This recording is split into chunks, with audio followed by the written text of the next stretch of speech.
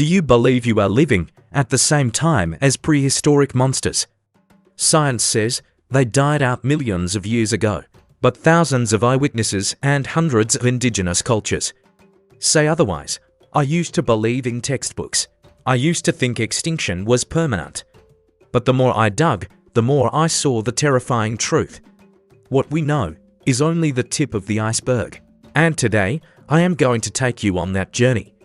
Get ready to face the question: did those extinct species truly disappear? Megalodon, ruler of the oceans, about 23 million years ago. The oceans were ruled by a giant predator. Its name was Megalodon. Its body evolved over millions of years to hunt anything living underwater. Its teeth were up to 7 inches long, nearly 18 centimeters. Fossils appear on all 6 continents. From riverbeds to the beaches of South Carolina, from phosphate mines in Morocco to museums around the world, children press their faces against glass cases to see the teeth that once sat inside a monster's mouth. Megalodon's mouth was wide enough to swallow a car as the oceans cooled. Toward the end of the Pliocene, the warm, shallow seas began to shrink. The great white shark appeared smaller and faster. Around 3.6 million years ago, Megalodon vanished from the fossil record, extinct, a line drawn under one of evolution's most extreme experiments. But the story does not end for some people. We have explored less than 5% of the ocean. That is the limit of human knowledge. There could be populations of Megalodon living in deep water. Science rejects this idea. But the door remains open, because the absence of evidence is not evidence of absence. Dodo, the ghost of Madagascar.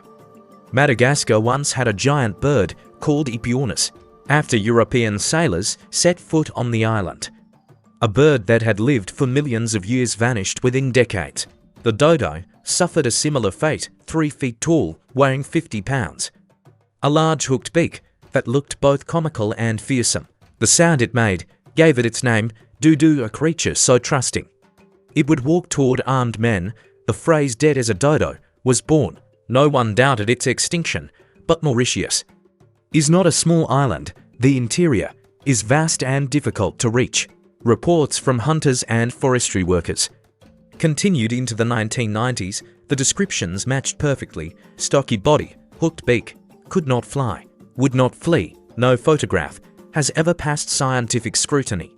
The official position remains unchanged. The dodo has been extinct for 3.5 centuries.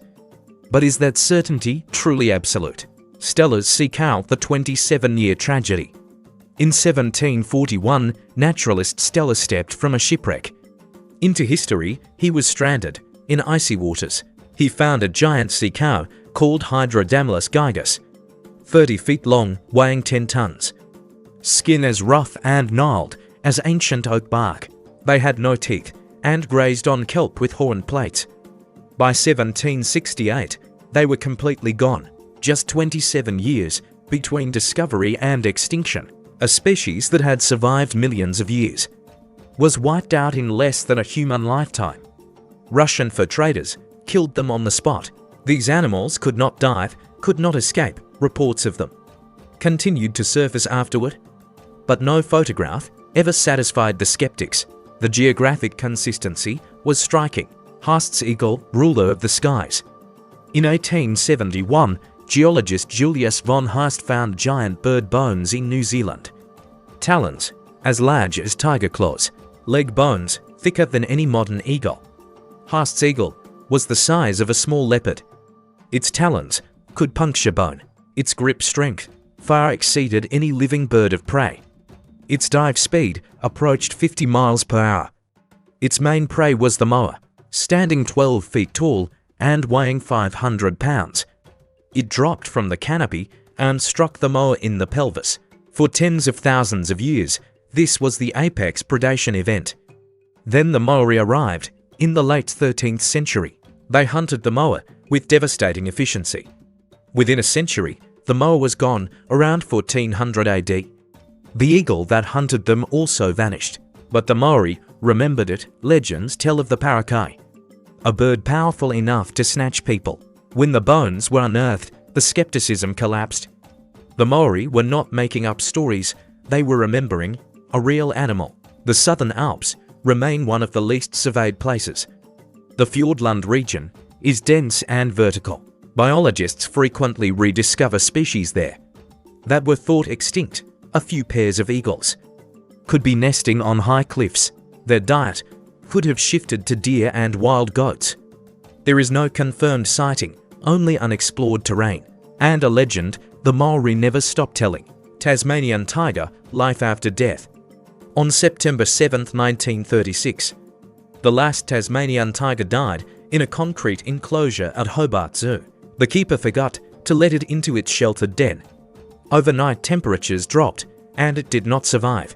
Film footage from weeks earlier shows it yawning with its jaw wide open. Then the film ends, and the species ends with it. That is the official record. This record has a problem. Every year since 1936, hundreds of credible reports are recorded from forestry workers, park rangers, farmers, police officers and biologists, people who know the difference between foxes, wild dogs, dingoes and something else. The descriptions are consistent across 9 decades. Dog-like shape, stiff tail, like a kangaroo. Brownish yellow fur with 13 to 19 dark stripes across its back. A strange barking sound, unlike any canine. The Tasmanian tiger was a marsupial that convergently evolved to look like a dog. Its jaw could open nearly 90 degrees. It hunted at dawn and dusk, witnesses decades apart described the same stiff, awkward gait. Traps and cameras were set up. The results were inconclusive. Inconclusive is not the same as negative. Trail camera and dashcam footage continues to appear. This is not a prehistoric creature. It entered the 20th century, was photographed, was filmed, was kept in zoos. It survives by being seen and disbelieved. The Tasmanian wilderness is too vast to fully survey. The pattern repeats. Official extinction. Eyewitness testimony dismissed. Wilderness impossible to fully search. The Tasmanian tiger disappeared less than a century ago. Giant ground sloth, ghost of the Amazon. Megatherium is extinct by every scientific standard. Standing on 2 legs, it was 20 feet tall. The size of an elephant. Its claws could tear branches and dig burrows large enough for a person to enter. Its body was bear-like, covered in shaggy brown fur. It was the largest land mammal in the Western Hemisphere then. It vanished 10,000 years ago.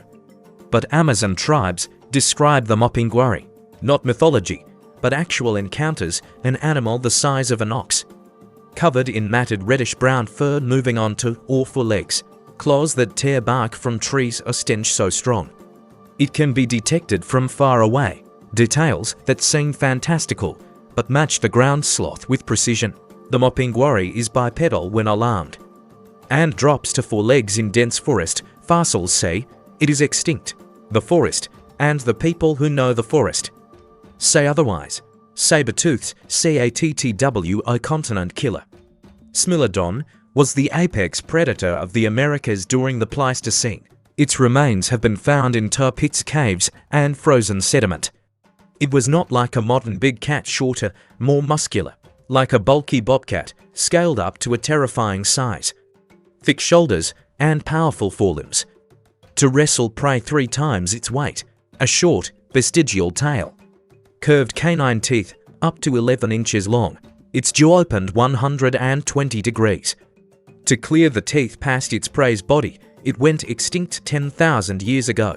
But Amazon tribes describe the water lion, a muscular cat. Larger than a jaguar, short-tailed, powerful forelimbs, oversized fangs, visible even when the mouth is closed.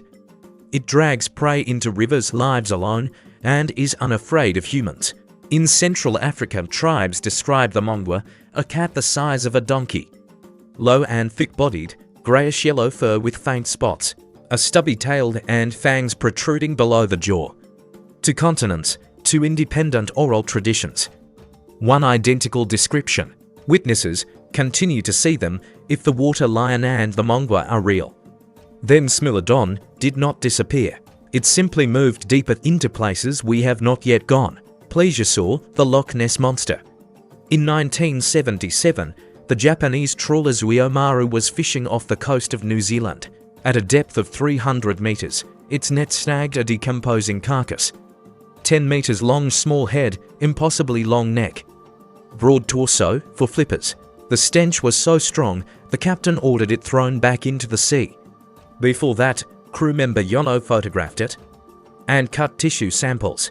Japanese paleontologists concluded it was a plesiosaur. The government issued a commemorative stamp.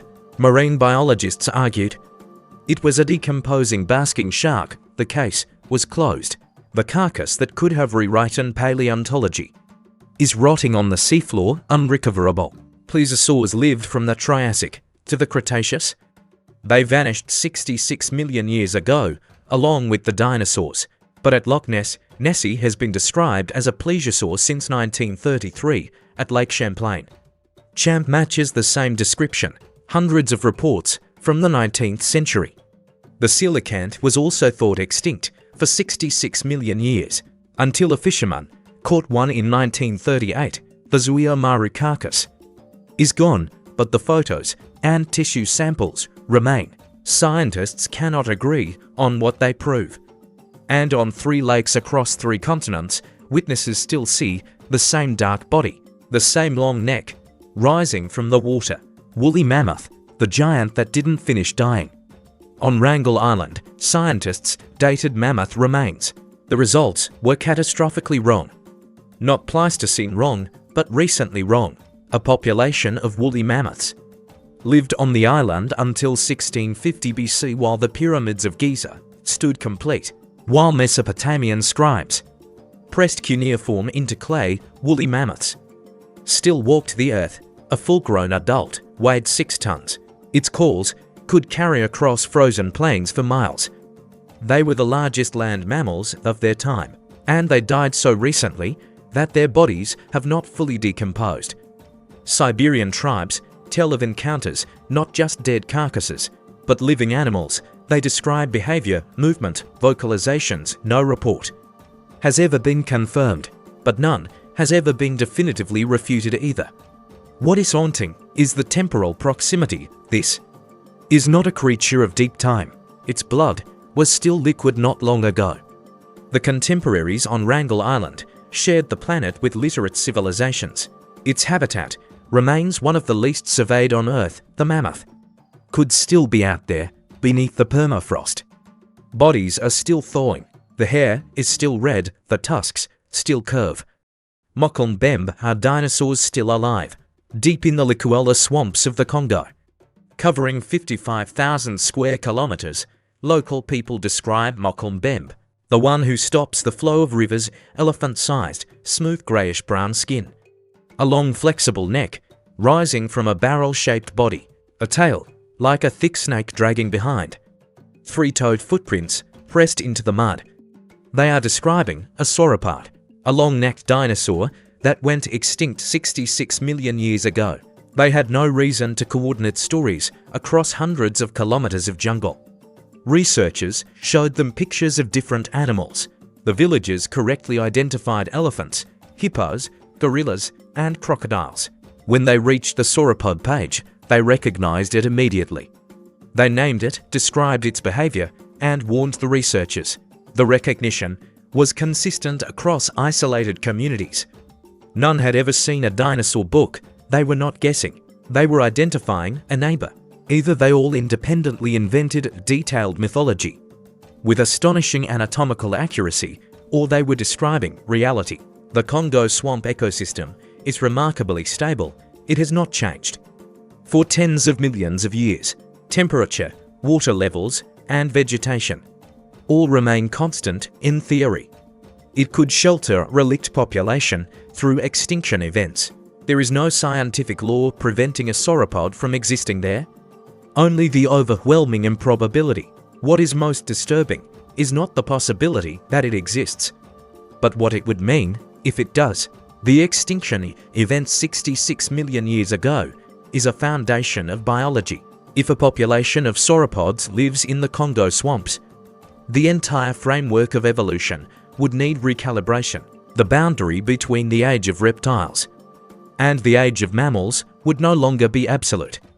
It would become permeable. Somewhere in the flooded forest tonight, water is moving against the current.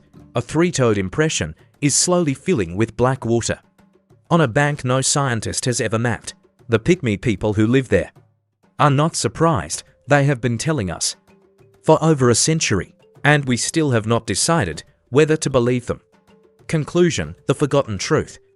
I have thought a great deal about these stories, and I realize how small our knowledge truly is. Science has given us deep understanding, but it has also taught us humility. There are lands where humans have never set foot, deep waters that have never been explored. Their creatures thought to be dead may still live. Not because we want to believe in magic, but because the evidence from around the world keeps piling up. Indigenous tribes describe fossil species with accuracy. They have no reason to lie. They pass down knowledge through generations. It may be too early to say Megalodon or Plesiosaurs still exist, but it is also too early to be certain they do not. As we sit here beneath the ocean, a giant creature could be swimming in the darkness.